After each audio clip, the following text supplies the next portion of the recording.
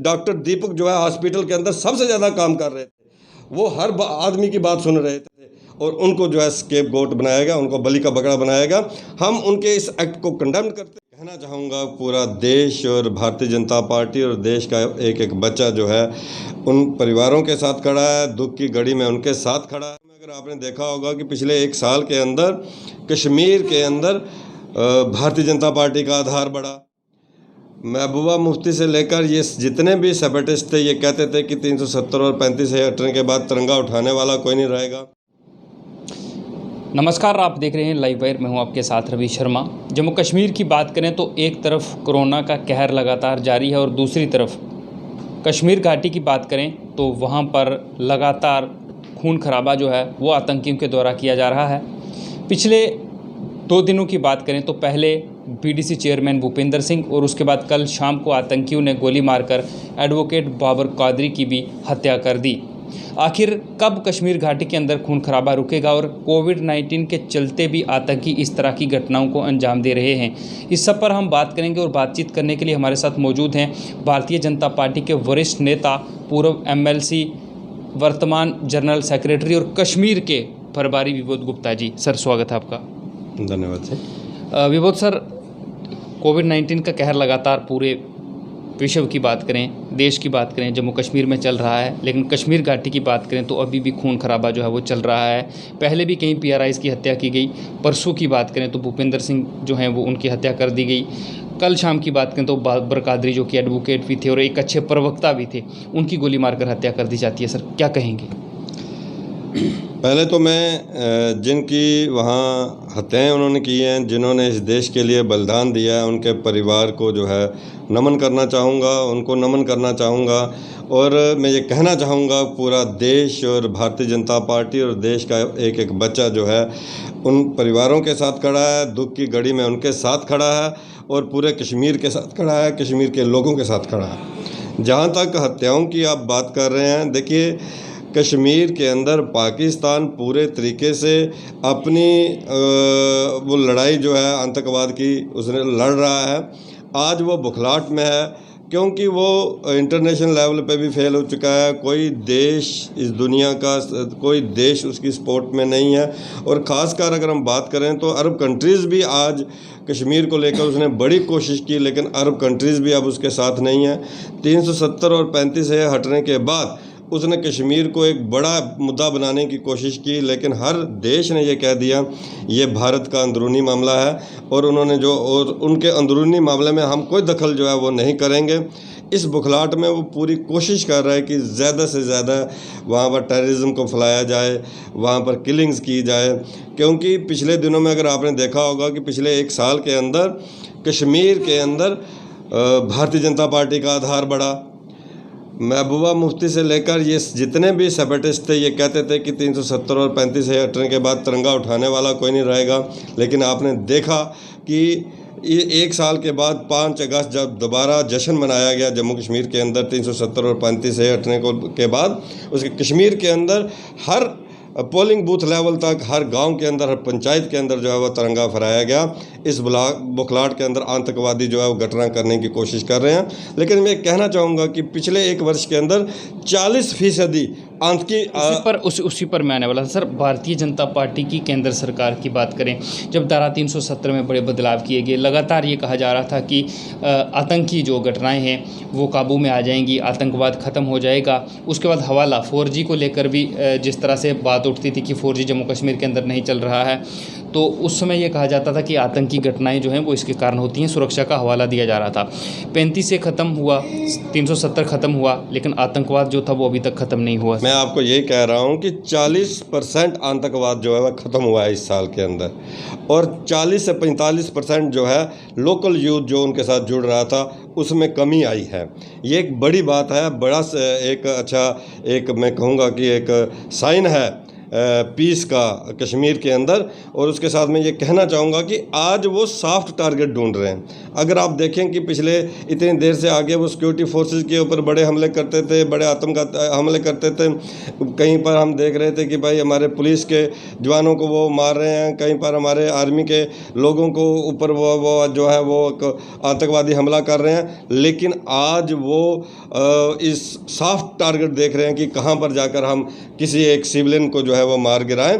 ये उनकी एक हताशा है, वो हार की तरफ जा रहे हैं। वो इस बात को समझ रहे हैं कि हम हार रहे हैं और कश्मीर जीत रहा है, कश्मीर के लोग जीत रहे हैं। आज कश्मीर के अंदर लोग शांति चाहते हैं, कश्मीर के बच्चे भी पढ़ना चाहते हैं, कश्मीर का जो वहाँ बिजनेसमैन है वो भी व्यापार करना चाहता है। इस सारे बीच के अंदर आतंकवादी, अलगाववादी और पाकिस्तान बुखलाहट में है और बुखलाहट के अंदर ये घटनाएं हो रही हैं। मेरा ये मानना है कि आने वाले दिनों के अंदर ऐसे जो घटनाएं कुछ हो रही हैं ये भी बंद होंगी। मैं एक बात ज़रूर कहना चाहूँगा कश्मीर की जनता को, कश्मीर की जनता के साथ देश पूरा खड़ा है। कश्मीर और कश्मीर की जनता के साथ देश प्यार करता है, पूरा भारत प्यार करता है, भारत का एक बच्चा प्यार करता है। लिहाजा कोई घबराने की बात नहीं है। हम कश्मीर के साथ खड़े हैं, कश्मीर के लोगों के साथ खड़े हैं। आतंकवादी बड़ी जल्दी ही बड़े थोड़े रह गए हैं और आज वो बड़ा प्रयास कर रहे हैं अपनी एक किस्म का वो बताने के लिए कि भाई हम अभी प्रेजेंस दिखाने के लिए कि हम प्रेजेंट हैं।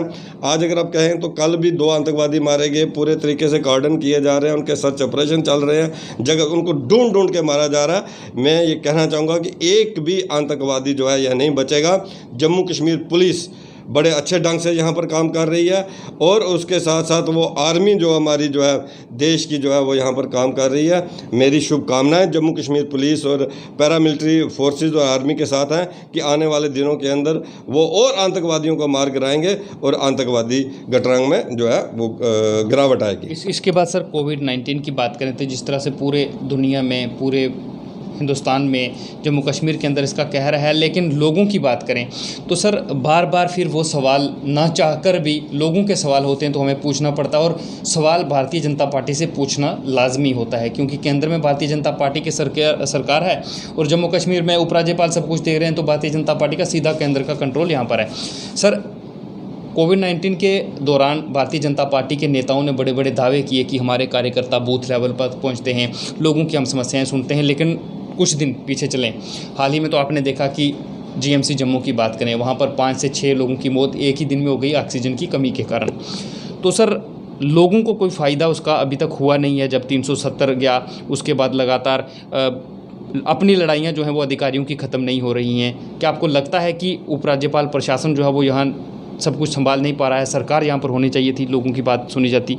देखिए, यहाँ तक सरकार होने की बात आप करते हो तो सरकार होना एक अपने आप में अच्छी बात होती है, वो उसमें नहीं मैं अभी जाना चाहूँगा। लेकिन मैं इतनी बात ज़रूर कहूँगा कि हमारे जो माननीय उपराज्यपाल इस समय आए हुए हैं वो बड़े अच्छे तरीके से काम कर रहे हैं। 3 दिन पहले हमारा एक डेलीगेशन रविंदर रैना जी, मैं और हमारे डॉक्टर मनियाल जनरल सेक्रेटरी, हम तीनों जो है माननीय उपराज्यपाल से मिले और 1 घंटा हमारी कोविड को लेकर उनके साथ जो है वह चर्चा हुई और उसमें हमने उनको जीएमसी की ही बात कही कि जीएमसी के अंदर जो ऑक्सीजन का प्लांट है वो बहुत पुराना लगा हुआ है, उसकी रात को कई बार वो ऑक्सीजन बंद हो जाती है, उससे कितनी कैजुअलिटीज़ हो चुकी हैं। उसके साथ साथ जीएमसी रजौरी के साथ साथ जम्मू के साथ साथ जीएमसी रजौरी और जीएमसी कठुआ की भी हमने बात की, हमने कश्मीर की भी बात की। हमने कहा कि जीएमसी रजौरी और जीएमसी कठुआ जो है वहाँ पर जो गैस प्लांट का प्रोसेस चालू हुआ था, पाइपलाइन बिछी हुई थी, वहाँ भी टेंडरिंग करके जल्दी से जल्दी वहाँ गैस प्लांट लगाया जाए।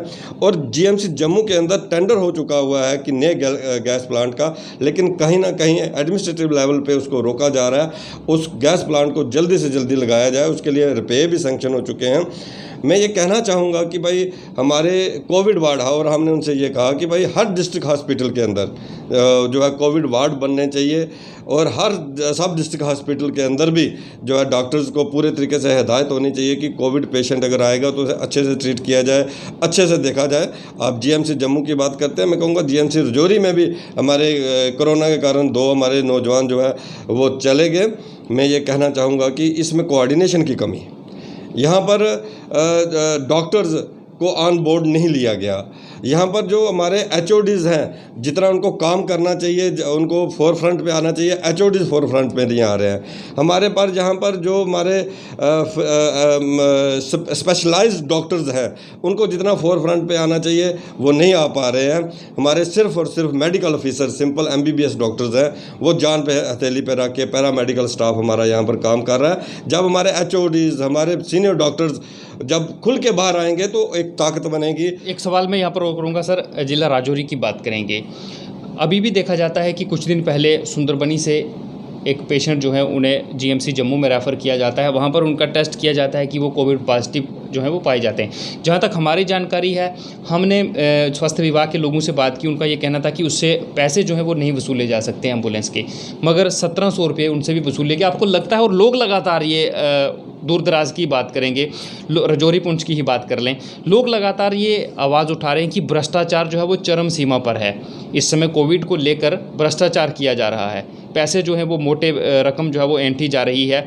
भारतीय जनता पार्टी की सरकार जो थी वो लगातार ये दावे करती थी कि भ्रष्टाचार खत्म होगा, लेकिन कोविड में भी भ्रष्टाचार हो रहा है।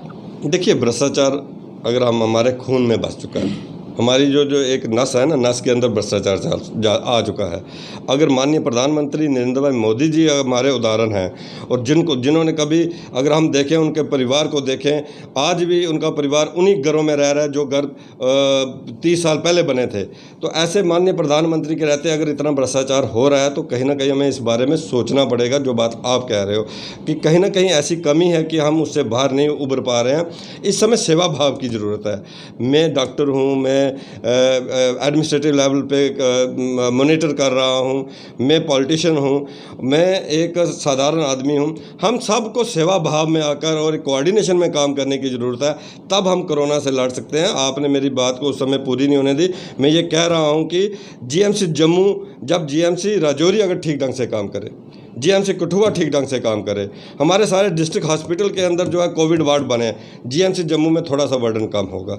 लेकिन GMC जम्मू के अंदर जो हेल्म ऑफ द अफेयर्स में कुछ लोग बैठे हुए हैं एडमिनिस्ट्रेटिव लेवल के ऊपर, उनके ऊपर कार्रवाई होनी बड़ी ज़रूरी है, उनको चेक करना बड़ा ज़रूरी है। परसों पहली बार जो है एडवाइज़र जो है हेल्थ के जो है वो वहाँ पर गए, वो भी इसलिए गए कि जब हमारा डेपुटेशन जो है LG साहब को मिला और उन्होंने जब इस चीज़ को पर्सनली देखा और कहा कि मैं खुद GMC जाने वाला हूँ, और LG साहब जाकर वहाँ एक डिप्टी सुपरिटेंडेंट जो है दीपक, जो है डॉक्टर दीपक, लेकिन जो सबसे ज़्यादा काम करने वाले थे, सबसे इस समय डॉक्टर दीपक जो है हॉस्पिटल के अंदर सबसे ज़्यादा काम कर रहे थे। वो हर आदमी की बात सुन रहे थे, हर आदमी के लिए दौड़ रहे थे, और उनको जो है स्केपगोट बनाया गया, उनको बलि का बकरा बनाया गया। हम उनके इस एक्ट को कंडेम करते हैं, और हम ये कहना चाहेंगे, हम LG साहब जो है उनसे अपील करना चाहेंगे कि डॉक्टर दीपक जैसे लोगों के साथ अगर इस किस्म की बात होगी तो बड़ी मुश्किल बात है। उन लोगों को ढूंढा जाए, उन लोगों को आइडेंटिफाई किया जाए जो करप्शन को बढ़ावा दे रहे हैं, और जो लोग एक मिनट मैं आपको रोकना चाहूँगा सर। कल भी हमने कुछ समाज सेवी लोगों से बात की थी जो कि अक्सर वहाँ पर जाते हैं, लोगों की समस्याएं जो है वो सुनते हैं, और उनका भी कहना था कि डॉक्टर दीपक जो है उन्हें बलि का बकरा बनाया गया है, क्योंकि पहले खुद ही प्रिंसिपल जो है वो पत्रकार वार्ता का आयोजन करते हैं और ये कहते हैं कि हमारे पास ऑक्सीजन की कमी है, और कार्रवाई होती है डॉक्टर दीपक पर जो सिर्फ 5 या 6 दिन या 7 दिन पहले आए हैं। वो 7 दिन में आकर तो पूरा गैस प्लांट जो है उसको चेंज तो नहीं कर सकते थे, उन्हें सिर्फ बलि का बकरा बनाया गया। देखिए, डिप्टी सुपरिटेंडेंट जो है उनका एक छोटा सा रोल है। देखिए, वो डिसीजन मेकिंग जो टीम है या उसमें तो नहीं आ सकते, उसमें सुपरिटेंडेंट आ सकता है, उसमें प्रिंसिपल आ सकता है, उसमें कमिश्नर सेक्रेटरी आ सकते हैं, उसमें एडवाइज़र आ सकता है, उसमें HODs आ सकते हैं, उसमें ये सारे लोग जो हैं उसमें आ सकते हैं। डिप्टी सुपरिटेंडेंट का कोई रोल ही नहीं था। ये तो सिर्फ और सिर्फ एक लोगों के अंदर एक मैसेज देने के लिए कि एडवाइज़र जो है वो हॉस्पिटल के अंदर गए और उन्होंने वहाँ पर जो नेग्लिजेंट एक्ट का जो कर रहा था उसको वो कर दिया, सस्पेंड कर दिया, और उसको गलत किया उन्होंने जो उससे क्या हो गया कि जो ऑफिसर काम करने वाले हैं, वो भी डॉक्टर्स काम करने वाले हैं, उनको भी लगेगा कि हम इतना काम करने के बाद अगर ऐसी बात हो रही है तो फिर हमें काम कैसे करना होगा। लेकिन मैं एक बात ज़रूर कहना चाहूँगा कि आज कश्मीर के अंदर जो है कंट्रोल हो गया, उसका कारण ये रहा कि वहाँ टीम वर्क थी, वहाँ एडमिनिस्ट्रेटिव लेवल के ऊपर डॉक्टर्स HODs के अंदर एक टीम वर्क था और एक सेवा भाव से वो काम कर रहे थे। जब तक हम सेवा भाव से काम नहीं करेंगे, अगर मैं बोझ समझ के कोई भी काम करूँगा, मैं काम अच्छे से नहीं कर पाऊँगा।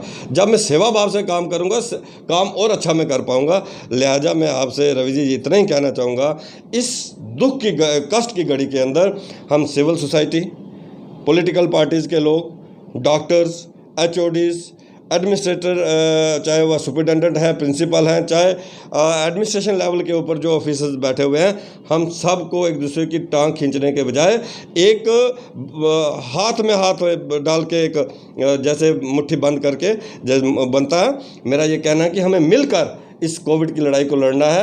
एक दूसरे के ऊपर ब्लेम और काउंटर ब्लेम छोड़कर हमें मिलकर इस लड़ाई से लड़ना है और उसके साथ साथ सिविल सोसाइटी की भी ड्यूटी बनती है। मेरा ये कहना है कि भाई अगर मैंने मास्क पहना है और मैं बाहर जाकर उतार देता हूँ, मुझे चौराहे पे पुलिस वाले दिखाई देते हैं, मैं दोबारा से मास्क लगा लेता हूँ और मैं सोशल डिस्टेंसिंग का भी ध्यान नहीं रखता हूँ, मैं सैनिटाइज़र का इस्तेमाल भी नहीं करता हूँ। ये चीज़ें तो हमें करनी पड़ेंगी ना, हमें पूरा ध्यान रखना होगा, हमें सोशल डिस्टेंसिंग का ध्यान रखना होगा, हमें मास्क पहन के रखना होगा। बड़ा ज़्यादा ज़रूरी हो हम घर से बाहर निकलें, तभी हम इस चेन को तोड़ पाएंगे, क्योंकि इस जम्मू डिवीज़न के अंदर इस समय मुझे ऐसा लग रहा है कि जो कम्युनिटी स्प्रेड तभी टूट सकता है जब हम इन सब बातों का पालन करें। चलिए, बहुत बहुत शुक्रिया सर हमसे बातचीत करने के लिए। ये थे हमारे साथ विबोध गुप्ता जी, जो कि कश्मीर के इंचार्ज भी हैं, बीजेपी के जनरल सेक्रेटरी भी हैं और पूर्व MLC भी हैं और भाजपा के वरिष्ठ नेता हैं। इनसे हमने बातचीत की है किलिंग को लेकर और इनका ये कहना है कि जब से जम्मू से धारा 370 और 35A में बड़े बदलाव किए गए तो कमी जो है वो ज़रूर आई है। आतंकवाद में काफ़ी आतंकी मारे गए हैं और युवा 40 से 45% कमी आई है जो कि पहले मिलिटेंसी ज्वाइन करते हैं उसमें। और कोविड को लेकर भी इनका ये कहना है कि कार्रवाई उन लोगों पर ज़रूर होनी चाहिए जो अच्छा काम नहीं कर रहे हैं। एडमिनिस्ट्रेशन को ये देखना चाहिए और लोगों को भी चाहिए, क्योंकि सब लोग मिलकर काम करेंगे तो कोविड जैसी बीमारी जो है उससे लड़ने में सरकार और प्रशासन का सहयोग होगा और कोविड को हम हरा सकते हैं, इस चेन को हम तोड़ सकते हैं। Ravi Sharma, live wire.